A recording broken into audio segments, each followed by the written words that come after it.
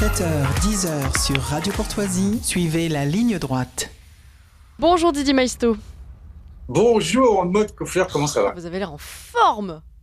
Avec quand je vous vois, quand je vous entends je comme comprends. ça, Non, mais je tout de comprends. bleu vêtu, sur cette table immaculée et ce rouge derrière, je me dis, voilà enfin la Marianne qu'il nous faut, quoi. C'est gentil. Bonjour Julien Aubert. Bonjour. Julien Aubert, vous êtes président de Oser la France, ancien député LR du Vaucluse. Et j'aimerais vous poser une question au sujet justement de votre famille politique, les Républicains, dont la plupart ont apporté un soutien un petit peu inattendu, il faut le dire, à certains membres du nouveau Front Populaire, à certains candidats du nouveau Front Populaire. Alors j'attaque un peu fort, je suis désolée. Mais qu'est-ce que vous vous êtes dit en entendant ces déclarations ? Écoutez, que chacun en fait est le reflet à la fois de son territoire et des conditions qui l'ont vu naître. Donc si vous pensez par exemple à Xavier Bertrand, il a été élu président de la région contre le Rassemblement national, donc avec les voix de la gauche. Et puis deuxièmement, que chacun est aussi adapte aussi sa stratégie à ce qu'il veut faire. Et comme Xavier Bertrand va être, à mon avis, un jour candidat à Matignon, eh bien, il sait qu'il aura plutôt une majorité composé de gens de gauche et pas composé de gens du Rassemblement national. Après, sur le fond, je pense que appeler à voter pour des candidats de gauche, même si certains peuvent être respectables, parce que j'en ai connu notamment au Parti communiste, et pas à la France insoumise, mais au Parti communiste qui défendait des choses parfois avec moi, contre la privatisation de l'ADP par exemple. Il n'en reste pas moins que c'est quelque chose qui, à mon avis, désoriente les électeurs et qu'ils auraient mieux fait de s'abstenir. Julien Aubert, on évoquait tout à l'heure justement l'avenir des Républicains avec Gilles Bourdoulex, qui est candidat sous bannière LR-RN. On évoquait en fait cette droite LR éperpillée façon puzzle. Qu'est-ce qui va se passer après le 7 juillet pour vous, en tout cas concernant les Républicains ? Écoutez, ça va beaucoup dépendre en fait du rapport de force. C'est pas du tout la même chose si le groupe Ciotti revient à 40 et le groupe LR historique revient à 10. Que si c'est l'inverse, que s'ils sont de force égale. C'est pas la même chose si Jordan Bardella atteint quasiment la majorité absolue ou si Jordan Bardella fait une contre-performance avec 220 députés RN. Moi, je dirais que le scénario le plus probable, c'est qu'on continue à s'entêter à vouloir régler devant les tribunaux une question politique. Donc pendant de longues semaines, il y a un bras de fer au sein des Républicains entre Éric Ciotti et le reste des cadres, que peut-être certains s'émancipent et se mettent à leur compte pour essayer de faire vivre leur marque, comme peu à l'instar d'Aurélien Pradier, mais d'autres pourraient suivre. Et je pense qu'en réalité, ce qui va accélérer le départ des uns ou des autres, c'est le gouvernement qui va sortir des urnes. On voit bien que si le président de la République arrive à une grande coalition, il y en a certains qui vont se laisser tenter, et donc de facto, je pense qu'ils quitteront les Républicains. Donc voilà, le drame en réalité de cette affaire, c'est que on parle beaucoup d'alliance électorale, on parle beaucoup de calculs pour les élections, mais à aucun moment on explique en quoi en fait on est utile sur le paysage politique et qu'est-ce qu'on amène de différent par rapport aux autres. Didier Maisto. Oui, effectivement, c'est la question, bonjour, que j'allais vous poser, Julien Aubert. C'est que finalement, quand on abandonne un peu son corpus, je dis même pas idéologique, mais en tout cas au moins ses idées, pourquoi on est en politique, quel est le projet de société qu'on propose aux citoyens, on finit toujours par se perdre. Et quand on fait des alliances avec la force politique majeure, cette force politique majeure vous absorbe et in fine vous fait disparaître. Alors effectivement, est-ce que selon vous, on atteint les limites de l'arc républicain, du front républicain? Est-ce que c'est la dernière fois, puisqu'on se rend compte aujourd'hui, et tout le monde a fait ses petits calculs dans son coin, et les sondeurs aussi, les sondeurs, il y aurait beaucoup à dire, mais c'est pas le sujet. Mais disons que si on fait les calculs et qu'on projette ce premier tour sur le deuxième tour, on voit que tout est bloqué, qu'il n'y a pas de possibilité de diriger le pays, et que M. Macron, finalement, une fois encore, tirerait ses marrons du feu. Il n'avait déjà pas la majorité, mais ça ne sera pas beaucoup plus compliqué pour lui. Ma question est double. Faut-il presque, d'une certaine manière, interdire par la loi les désistements parce qu'on voit que qu'on revient à la 4e République et un peu, d'une certaine manière, à la 3e. Et est-ce que la droite ne doit pas faire son aggiornamento, c'est-à-dire réfléchir à ce qu'elle est, comme la gauche d'ailleurs, parce qu'il y a beaucoup de confusion et les électeurs ne s'y retrouvent plus du tout. Alors, sur la première question, la réponse est non, parce qu'en fait, le problème, ce ne sont pas les désistements, le problème, ce sont les hommes. Le problème, c'est une époque, si vous voulez, où on n'arrête pas d'invoquer la République et la démocratie, en passant son temps à essayer de la contourner, de la brider, de la déformer. Pourquoi je vous dis ? Oui, mais justement, vous voyez, les hommes étant ce qu'ils sont, peut-être que parfois, il faut graver dans le marbre un certain nombre d'interdits, parce qu'on sait effectivement que le problème, c'est toujours les hommes. Non, je me fais un peu provocateur, hein, mais... Oui, j'ai bien compris, mais non, parce qu'en réalité, comme l'ingéniosité humaine est sans limite, si demain vous interdisez les désistements, vous verrez qu'on trouvera une autre parade pour arriver au même résultat. Rappelez-vous que dans les années 50, on avait inventé la loi sur les apparentements dans un scrutin à la proportionnelle. On a oublié ça, mais c'est quelque chose qui permettait à un socialiste de se déclarer apparenté à un modéré de droite. Et donc, quand l'un faisait 24 et l'autre faisait 26, on additionnait les scores, ça faisait 50, il raflait tous les sièges à la proportionnelle dans le département. Absolument. Tout ça pour éviter exactement la même chose, c'est-à-dire d'avoir des communistes ou les gaullistes. Donc si vous interdisez les désistements, je vous prends par exemple l'exemple de la région Provence-Côte d'Azur, Renaud Muselier, scrutin proportionnel. Qu'est-ce qu'il a fait ? Ils ont tellement fait pression qu'ils ont empêché des candidats de partir au premier tour. Et il n'y a pas eu de liste en marche, parce qu'on a dit, vous comprenez, il faut absolument fusionner dès le départ. Donc vous aurez de toute façon, je dirais, évidemment les règles permettent parfois de contraindre les acteurs, mais elles ne sont pas absolues. Et donc à la limite, moi je serais plutôt pour une solution plus radicale, c'est même le scrutin à un tour. Comme ça, vous avez effectivement un effet multiplicateur très fort, mais en même temps, il n'y a plus de désistement, il n'y a plus d'entre-deux tours, il n'y a plus de grands débats, et vous aurez deux forces politiques qui s'affronteront. C'est en tout cas, ou peut-être trois, c'est le résultat, si vous voulez, généralement, de ce type de mode de scrutin. Sur la deuxième... Donc vous dites, oui, effectivement, le scrutin à un tour éliminerait toutes les tractations derrière, ce serait beaucoup plus clair. Est-ce que selon vous, il faut qu'il soit majoritaire et tout en restant dans l'uninominal, évidemment, on ne va pas faire des scrutins de liste, mais est-ce qu'il faut qu'on reste dans un scrutin majoritaire ou dans un scrutin proportionnel ? Ah, surtout pas. Surtout pas un scrutin proportionnel. Imaginez l'Assemblée nationale, ce n'est pas du tout le même résultat. Imaginez l'Assemblée nationale avec un scrutin proportionnel à un tour. Vous auriez aujourd'hui un Parlement, pour le coup, ingouvernable. Totalement. Parce que vous n'aurez jamais un parti qui... Donc votre idée, c'est de faire un scrutin majoritaire avec une prime qui permette effectivement d'emporter la mise et d'avoir une majorité, même si on n'a pas la majorité absolue. Non, c'est pas ça le scrutin majoritaire à un tour. Le scrutin majoritaire à un tour, c'est le scrutin des Britanniques. C'est-à-dire que le premier arrivé en tête prend le siège. Donc si vous avez un candidat LFI qui fait 30, un candidat RN qui fait 22 et un candidat Ensemble qui fait 21, c'est le candidat LFI qui est élu. Et donc, qu'est-ce que ça produit ? Eh bien, ça pousse les acteurs à s'entendre dès le départ. Et donc, vous avez au bout d'un moment une forme de coagulation. Donc, vous avez deux grands partis à la fin, parce que c'est la seule manière de gagner. Si vous êtes un petit parti, c'est un scrutin qui probablement serait très défavorable aux Républicains aujourd'hui. Aujourd'hui, je veux dire, aux Verts, est favorable, compte tenu du rapport de force, à une coalition de gauche ou au Rassemblement national allié avec Ciotti. Non, ma question était plus est-ce qu'il y a d'une certaine manière une prime majoritaire pour avoir une majorité, même si c'est absolument un peu moins démocratique, mais un peu plus pragmatique, de pouvoir gouverner derrière avec un programme qui est arrivé en tête, quoi. Parce que là, on voit quand même, malgré tout, il y a moins d'abstention que d'habitude, mais on voit que c'est un peu figé et qu'il y a aujourd'hui trois forces qui peuvent faire un peu des arrangements d'arrière-cour, d'arrière-cuisine, appelons ça comme on veut.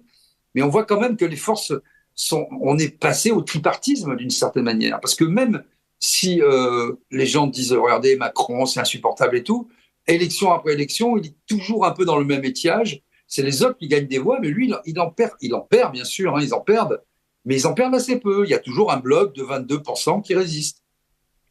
Le problème du scrutin proportionnel avec la prime majoritaire, c'est que les gens ne sont plus élus sur leur nom, mais ils sont choisis par leur parti. Donc c'est la meilleure manière, si vous voulez. D'abord, si quelqu'un ici pense qu'un parti politique choisit les gens en fonction de leurs valeurs, il n'y a qu'à voir la dernière liste des européennes des républicains pour comprendre que c'est pas forcément le cas. Donc ça veut dire que vous n'aurez plus de freins locaux, ce sera vraiment Paris et à la tête du client. Et puis deuxièmement, ça n'assure pas forcément une meilleure représentation politique. Je reprends une nouvelle fois l'exemple de la région PACA. Scrutin proportionnel avec prime majoritaire. À la fin, vous n'aviez plus que 2 listes. C'est-à-dire que En Marche était retiré dès le premier tour pour empêcher le front, et la gauche s'est retirée entre les 2 tours pour empêcher le front. Donc dans les faits, si vous voulez, les gens ont eu un scrutin proportionnel, mais qui leur laissait que 2 choix. Et moi, je pense, si vous voulez, que ce ne sont pas les partis qui représentent les individus, ce sont les députés, et donc vous élisez des personnalités. Et donc, il faut arriver à regarder ce que fait votre député. Je sais que plus personne ne regarde, et c'est pourtant ça le problème numéro 1. C'est qu'on élit sur l'étiquette et qu'on ne regarde pas qui on élit, sa personnalité, ses engagements, son travail et son bilan. Voilà. Et ensuite, sur la... Vous le dites vous-même, Julien Aubert, il y a quand même sans doute un vrai problème, puisque je sais que la Constitution, les partis politiques participent à la vie publique, mais le mode de désignation des candidats, et vous l'avez dit vous-même, et puis moi j'ai pratiqué aussi un certain nombre de partis politiques, c'est la proximité avec le chef, c'est du népotisme, c'est finalement si tu es avec moi, tu me serviras, parce que finalement ce sont des écuries présidentielles, disons les choses, et la valeur des hommes et des femmes qui pourraient se présenter et représenter le peuple est rarement mis dans la balance.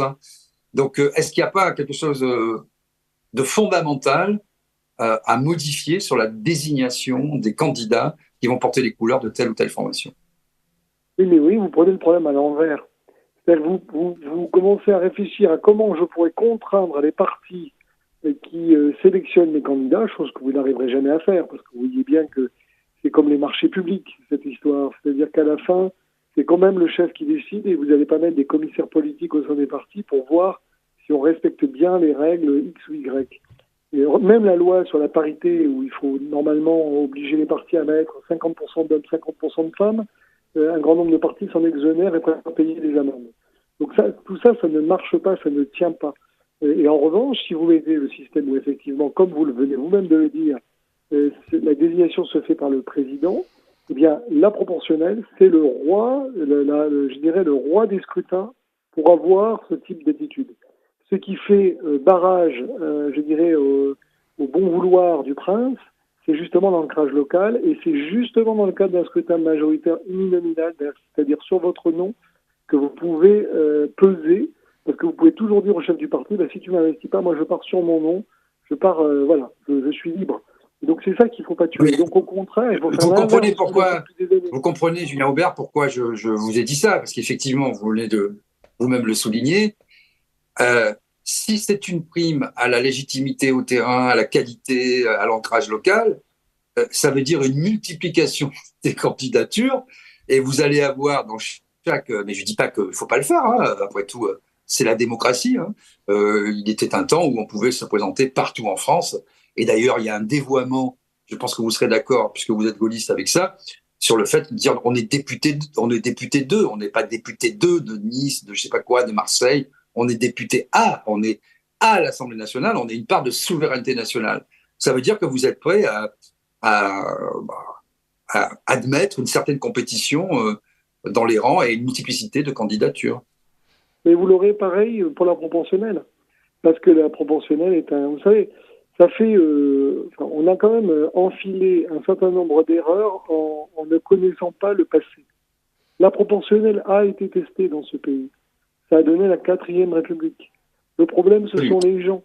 Nous avons comme ça abîmé le mandat présidentiel en faisant le quinquennat sous prétexte d'interdire la cohabitation. Regardez le résultat.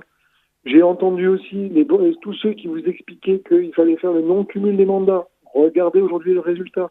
Et la proportionnelle, ce qui est assez rigolo, c'est que ce sont ceux qui sont les moins en capacité de faire des accords qui demandent un scrutin qui, par définition, est bloquant. Donc, ce sont souvent la gauche sectaire ou le Rassemblement national, qui lui n'a pas beaucoup d'amis, qui demande ce scrutin et qui, par définition, bloquerait l'Assemblée nationale. Donc non, c'est la dernière erreur à faire de mettre la proportionnelle. Il n'y a qu'à voir, si vous voulez, la photo d'aujourd'hui pour comprendre que ce dont on n'a pas besoin, c'est d'avoir un scrutin qui ne produit pas de majorité, deux, des gens qui sont choisis non pas par les électeurs mais par le chef, et trois, un système qui renforce le poids des partis. Enfin, si on veut éviter la 4ème République, c'est à mon avis la première chose à faire. Julien Aubert, nous sommes à la veille du second tour des législatives, donc a priori pas de majorité absolue pour le Rassemblement national. Est-ce que vous craignez, comme Benjamin Cauchy et Gilles Bourdelex qu'on recevait juste avant vous, une crise institutionnelle ? Pas à ce stade, parce que la 5e République est un régime solide. Donc on va finir par trouver une majorité. Mais cette majorité friable, faible, technique et totalement composite, vous savez, ça va être United Colors of Benetton, l'alliance des couleurs, donc ça va faire du cacadois, je suppose. Donc cette majorité cacadois, elle va pas produire grand-chose, alors que la France est confrontée à des défis gigantesques.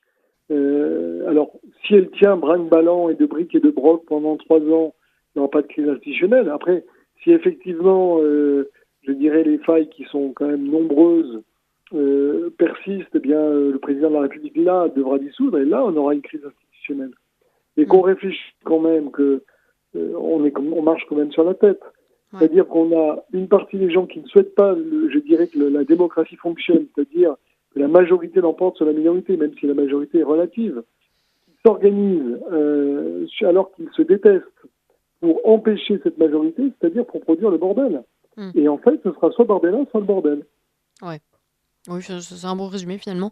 Je voulais vous interroger aussi sur l'attitude d'Emmanuel Macron que vous avez assez bien connue, je crois, à un moment donné, puisque vous avez fait l'ENA ensemble, non ? Oui, c'est ça. J'ai même écrit un livre sur lui. Et vous avez écrit un livre sur lui, absolument, pardon. Comment vous observez l'attitude d'Emmanuel Macron depuis plusieurs jours, semaines, voire mois, depuis la dissolution également comment vous observez tout ça ? On parle parfois d'un président isolé, ce qui, je pense, est le cas, un peu fou, ça je pense que c'est peut-être exagéré, mais vous, comment vous jugez l'attitude d'Emmanuel Macron ? Le pouvoir isole. Ça, je dirais, ça a été le lot de tous les présidents de la République. La particularité d'Emmanuel Macron, c'est que c'est un homme qui a toujours compté sur son pouvoir de séduction et sur sa chance. C'est quelqu'un qui a eu beaucoup de chance dans sa vie, qui est très libre, qui est sans attache et qui en même temps a toujours su séduire.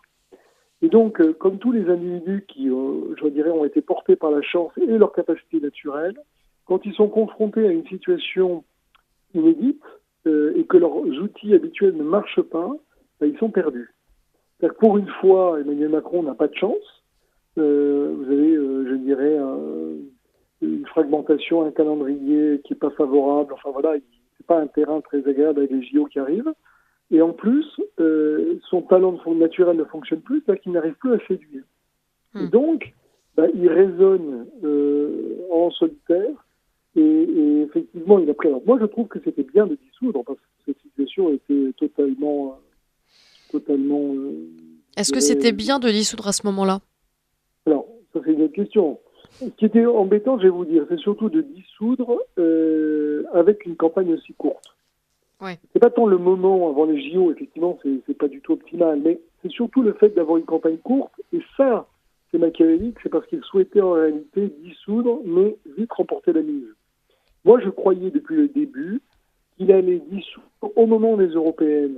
Et c'est ce que j'aurais fait, c'est-à-dire avec une gauche dispersée aux européennes, c'était très difficile de s'unir en même temps aux législatives. Les républicains auraient été un peu embêtés parce qu'ils avaient une position intermédiaire aux européennes compliquée à décrire aux législatives. Et donc j'aurais fait ça le même jour, et en me disant, je profite de la dynamique des européennes qui est plutôt porteuse pour En Marche. Et voilà, donc c'est le front et en fait En Marche qui va gagner. Ça risque soit de solidifier mon alliance, soit je joue le tout pour le tout, et il y a une cohabitation, et du coup, je leur laisse les clés pendant 1 an ou 2 pour montrer qu'ils sont mauvais. Là, ce qu'il a fait est effectivement un peu précipité, et puis surtout, il n'a pas compris que, je dirais, le pouvoir du président de la République, c'est un pouvoir de nomination, c'est un pouvoir de permettre à des gens de faire carrière aussi. Et donc, en faisant de tous ses amis des chômeurs, il n'a plus d'amis, parce que tout le monde sait que maintenant il est fini. Donc c'est ce qu'aux États-Unis on appelle un lame duck, un canard boiteux. Julien Aubert, il nous reste 30 secondes avant le bulletin d'actualité. Est-ce que vous croyez qu'Emmanuel Macron va démissionner ? Non. Non. C'est impossible. Oui, j'étais court. Oui, effectivement, vous êtes rapide. Bon bah écoutez, on reprend cet entretien juste après le bulletin d'actualité. Il est quasiment 9h. Ligne droite.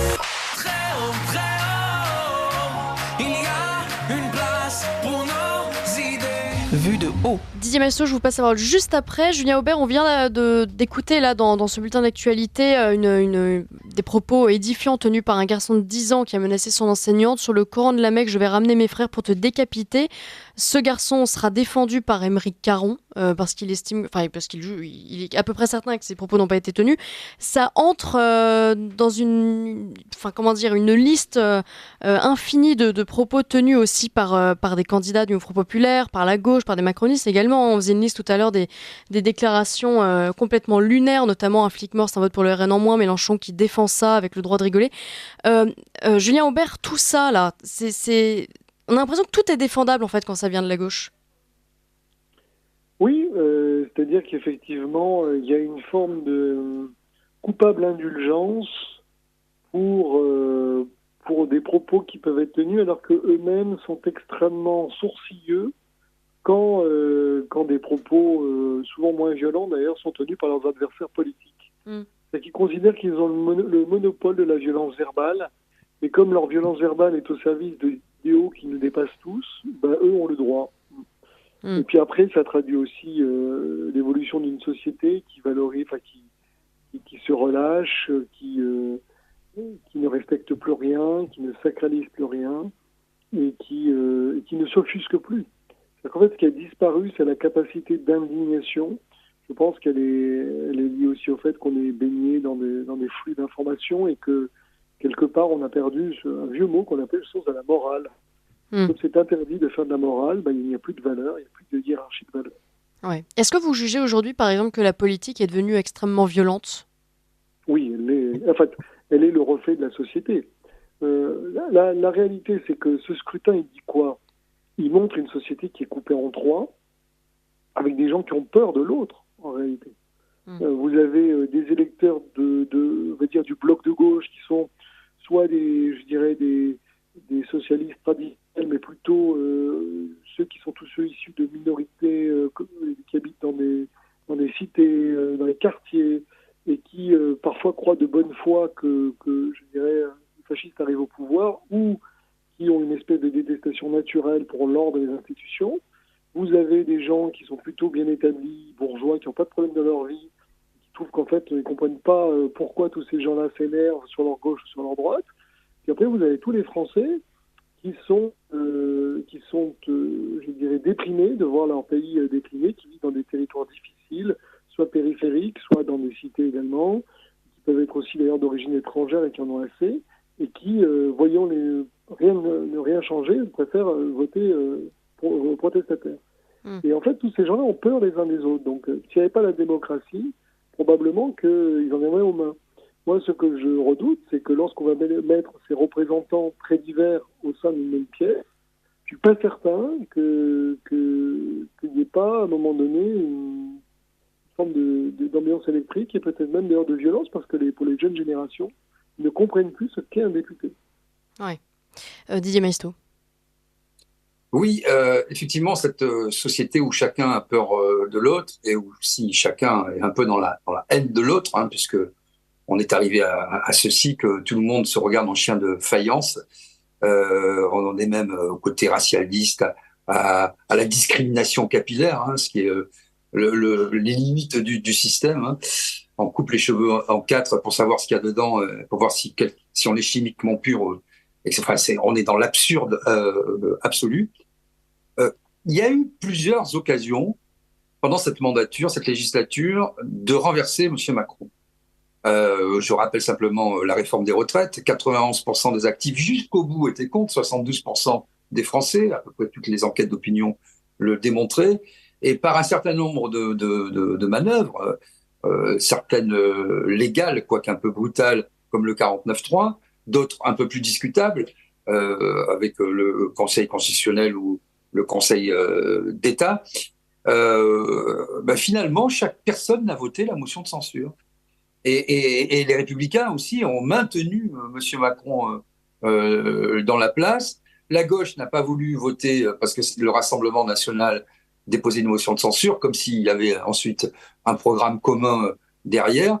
Est-ce que ça ne participe pas du trouble vis-à-vis des citoyens qui en ont un peu ras-le-bol de M. Macron, qu'on maintient quand même toujours de façon artificielle en disant derrière, il n'y a rien d'autre, il n'y a pas de majorité. Donc finalement, c'est le moins mauvais d'entre vous, d'entre la classe politique. Est-ce que c'est encore tenable aujourd'hui ? En réalité, ce que vous décrivez sur la motion de censure, c'est ce qui est en train d'arriver sur les élections actuelles. Les gens sont d'accord pour dire qu'ils détestent Emmanuel Macron, ils sont d'accord pour dire qu'ils voudraient qu'il s'en aille, mais ils ne sont pas d'accord sur la solution de remplacement. Les Allemands ont une procédure très intelligente quand ils veulent changer le chancelier, je crois que c'est l'article 58 de la loi fondamentale, ou 68, je ne me rappelle plus. Ils doivent non seulement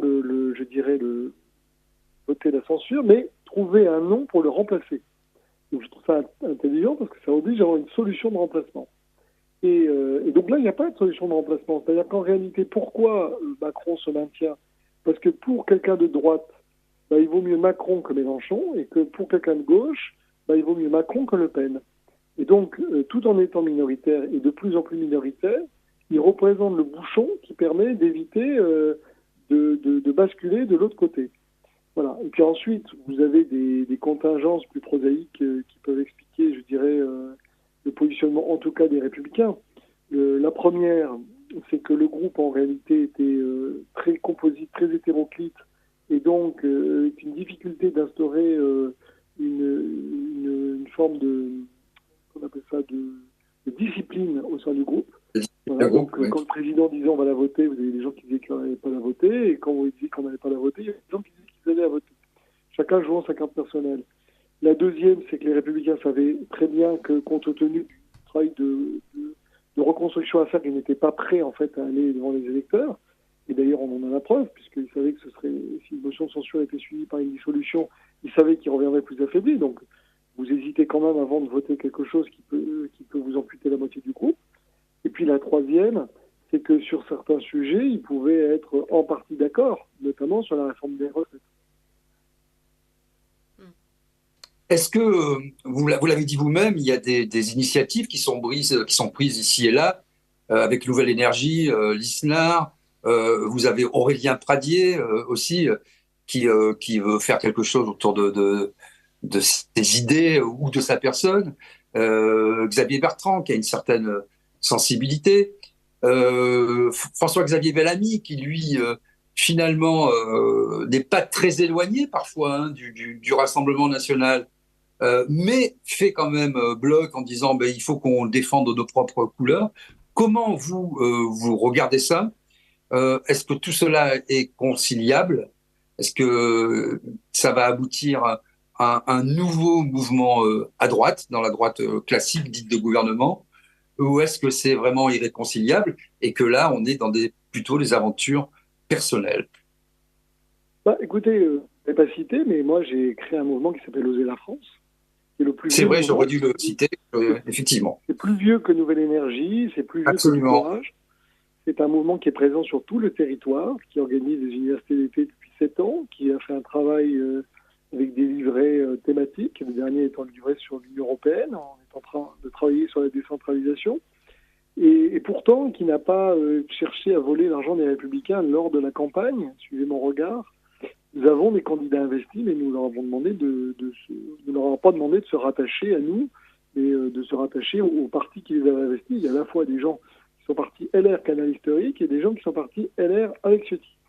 Voilà, avec comme mot d'ordre, l'important c'est de battre le macronisme et la gauche. Donc, moi, comment je vois les autres initiatives ? D'abord, alors que j'en suis le président, je ne l'ai jamais pensé comme une écurie. Et donc, j'ai toujours mis les idées d'abord. Ça ne veut pas dire qu'un jour, ça ne pourrait pas servir à, je dirais, une écurie, mais ce n'est pas la logique, je dirais, première. Et donc, quand je vois, si vous voulez, Aurélien Pradier, oui, les gens agitent toujours les idées. La réalité, c'est que vous avez des gens qui agitent les idées et vous avez des gens qui en sortent des idées.